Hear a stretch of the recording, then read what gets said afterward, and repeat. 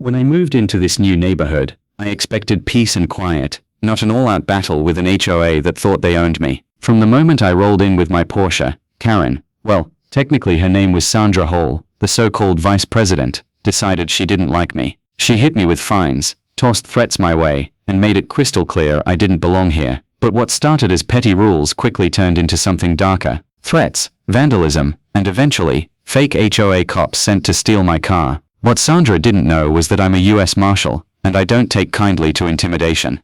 Before we dive in, comment which country you're watching from. Let's see how far this story travels. I had just settled into Oakfield Estates, a quiet, picture-perfect community. Manicured lawns, kids riding bikes, every mailbox lined up like soldiers in a row. It looked peaceful, almost too peaceful. The first person I met was Sandra. She came over wearing that kind of smile that hides more than it shows. "We have standards here," she said, looking me up and down like I was a problem waiting to happen. I could tell right then, she wasn't welcoming me, she was warning me. And just like that, the game began. The first fine showed up 2 days later. Improper parking. My Porsche was parked neatly in my own driveway. Then, lawn too long. I'd mowed it that same weekend. Next, trash bins left out too long, even though they were pulled in within an hour of pickup. It wasn't about rules, it was about control. At the next HOA meeting, I brought every bogus fine, neatly stacked. Sandra sat at the end of the long table, surrounded by her board of loyal followers. I dropped the pile in front of her. "Sandra, I've followed every rule. These fines are garbage," I said. She smiled. A slow, smug thing.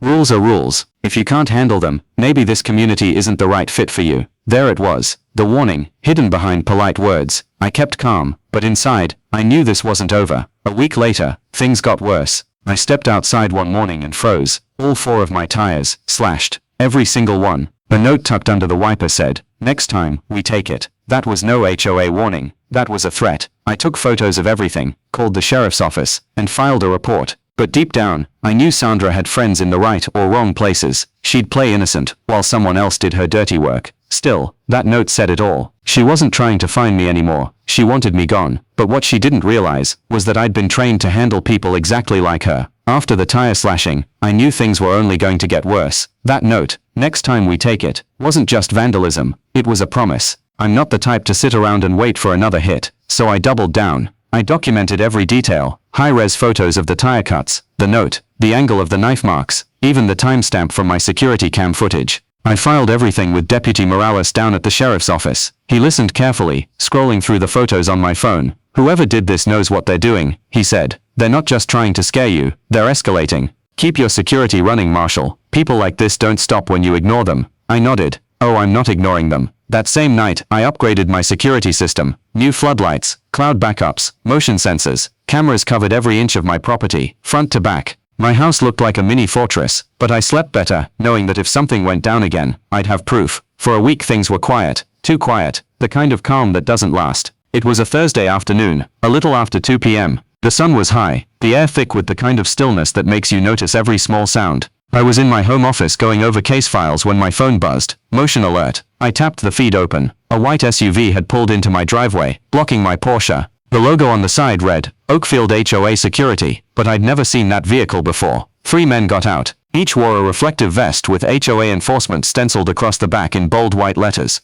One carried a toolbox, another a tow hook, and the last, the one giving orders, had a clipboard tucked under his arm. They didn't knock. They didn't announce themselves. They went straight for the car. The leader pointed at my Porsche, giving quick hand signals like he'd done this plenty of times. The guy with the toolbox knelt by the tire, fiddling with the valve stem. The third man unrolled a heavy chain, hooking it to the tow hitch on the truck. I could feel my pulse in my temples. They were organized, deliberate, confident, like they'd done this before, and expected no resistance. I stood up, adjusted my jacket, and headed for the door. My sidearm rested where it always did, concealed under my waistband. I wasn't planning on using it, but I wasn't gonna be caught unprepared either. The moment I stepped outside, one of the men spotted me. "Hey," I called out, voice firm but even. "What do you think you're doing?" All 3 turned. The leader smirked, one hand on his belt. "Official HOA business, sir. You're in violation. This vehicle's being impounded." Impounded? I raised an eyebrow. "By who?" He reached for his chest and flashed what looked like a badge. Laminated plastic, clipped to his vest. The kind you could order online for $20. "Authorized by the Oakfield Estates Homeowners Association," he said confidently. That told me everything I needed to know. I stepped closer, calm, measured steps across the driveway gravel. My voice dropped lower.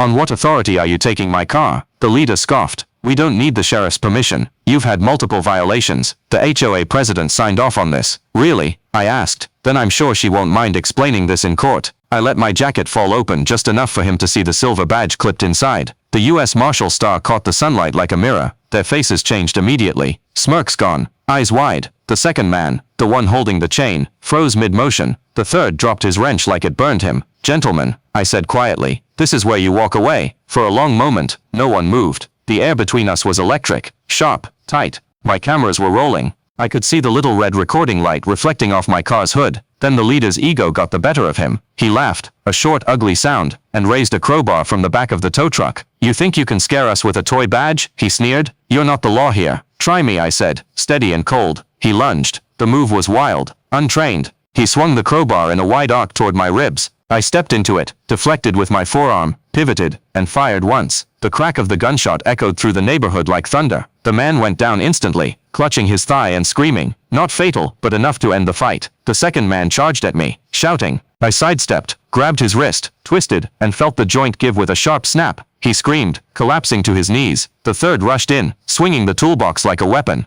I caught him mid-swing, shoved forward, and slammed him against the pavement. The sound of his skull hitting concrete was final. Silence, just heavy breathing, mine and theirs. Then came the noise, doors opening, gasps, the sound of neighbors stepping outside, phones already raised. I stood still, gun low and safe, badge visible. Within minutes, sirens screamed down the block. Sheriff Morales' cruiser slid to a stop by my driveway. 2 deputies moved fast, securing the scene, disarming the men, and getting medics on standby. Morales jogged up to me, eyes scanning the chaos. You okay? I'm fine, I said, holstering my weapon. They were trying to steal the car. He glanced down at the man still moaning on the ground, blood seeping through his pants. Fake badges again. Yeah, I said, showing him one of the cheap laminated cards. They even brought a tow truck this time. Morales looked up at my camera, mounted over the garage. You got it on video? Every second, I said. The deputies started collecting evidence. Fake badges, the vests, the tow equipment, even the clipboard. One officer streamed my camera footage right there on his tablet. The moment they saw the recording, the case changed from a disturbance to an attempted grand theft and assault. Neighbors began crowding at the edge of my driveway, whispering, filming, pretending to be shocked even though most of them knew how deep Sandra's influence ran. One of the medics loaded the wounded man into the ambulance, lights flashing red across my house. Morales clapped my shoulder. You did what you had to do. This isn't HOA business. It's criminal. I nodded. That's what I figured. But deep down, I already knew who was behind it. Sandra might have been smart enough not to show up herself, but these weren't random goons. They were hired, paid. And soon, the money trail would show exactly where it came from. That night, I didn't sleep much. I rewatched the footage, every second, every movement. The moment the crowbar swung, the gunshot, the neighbors rushing out. I backed up the files to 3 separate cloud drives and a USB locked in my safe. If Sandra wanted a war, she had one now. And this time, I was done playing nice. The morning after the attack, the sheriff's office was already deep into the investigation. Morales called me before sunrise. We ran the truck's registration, he said. Fake plates, no company records, no insurance. But we pulled text logs off one of the suspect's phones. You'll want to hear this. When I arrived at the station, he handed me a printout. At the top of the message chain was a name I knew too well. Sandra Hall. Handle the Porsche. Teach him to leave. Payment after delivery. Don't mess this up. There it was.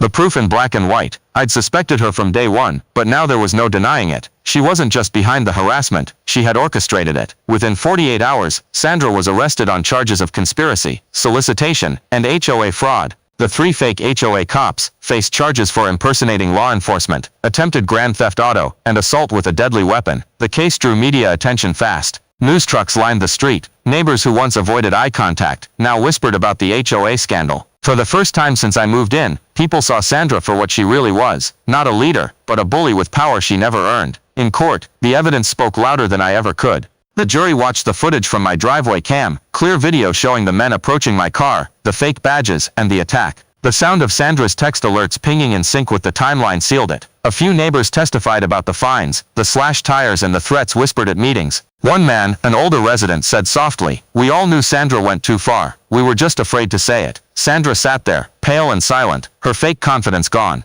When the verdict came, it was unanimous, guilty on all counts. The judge sentenced her to 30 months in state prison, plus $150,000 in restitution for damages, pain, and legal costs. The HOA itself was fined $50,000 for misuse of authority. The 3 hired men pleaded guilty, and were each sentenced to prison time. Oakfield Estates changed after that. The old HOA board resigned one by one. a court-appointed receiver took over, and new elections were held under county supervision. The bylaws were rewritten to prevent abuse of power. I filed my own civil lawsuit, not for revenge, but for accountability. It settled quietly, $75,000 and legal fees paid in full. Sandra's house was eventually auctioned to cover the judgment. I still live in the same home. The Porsche still sits in the same driveway. Only now when I look out the window, it feels different, peaceful, the way it should have been from the start. They thought I was just another homeowner they could bully. They didn't know I was a U.S. Marshal, and they sure learned the hard way. You don't send fake cops to take what isn't yours.